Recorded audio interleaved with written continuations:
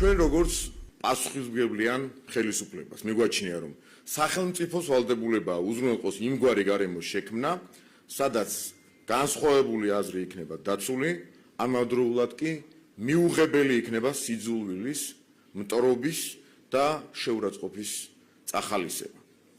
დებატების სივრცის გახსნა იყო პირველი მნიშვნელოვანი ნაბიჯი, დღეიდან კი გადავდივართ მორიგ მნიშვნელოვან ეტაპზე ამ მიმართულებით. საქართველოს შინაგან საქმეთა სამინისტროსთან, მინისტრთან გამართული საკმაოდ დეტალური საგნობრივი კონსულტაციების შედეგად შევთანხმდით, რომ შინაგან საქმეთა სამინისტროში უმოკლეს ვადაში შეიქმნება სპეციალური სამმართველო, რომლის ძირითადი ფუნქციაც საჯარო სივრცეში სიძულვილის ენის, შეურაცხყოფელი კამპანიებისა და აგრესიული კომუნიკაციის სისტემური მონიტორინგი და შესაბამისი სამართლებრივი რეაგირება იქნება. რა თქმა უნდა, იგულისხმება ნებისმიერი ტიპის საჯარო კომუნიკაცია, რომელიც შეიცავს სიძულვილის ენას, შუღლის გაღვივებას, ღირსების შელახვას და სხვა მსგავს ქმედებებს. პრინციპულად მნიშვნელოვანია, რომ აღნიშნული სამმართველო იმოქმედებს პროაქტიულ რეჟიმში და რეაგირება არ იქნება დამოკიდებული მხოლოდ მოქალაქის საჩივარზე.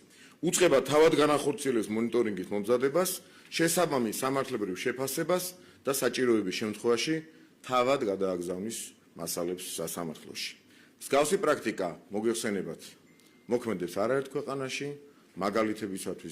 მაგალითისათვის შეგვიძლია მოვიტანოთ ბრიტანეთი, საფრანგეთი, გერმანია და ასე შემდეგ, სადაც სახელმწიფო ინსტიტუტები აქტიურად იცავენ საზოგადოებრივ სივრცეს სიძულვილის ენისა და აგრესიული კამპანიებისაგან. იმისათვის, რომ არ დარჩეს სივრცე სპეკულაციებისთვის.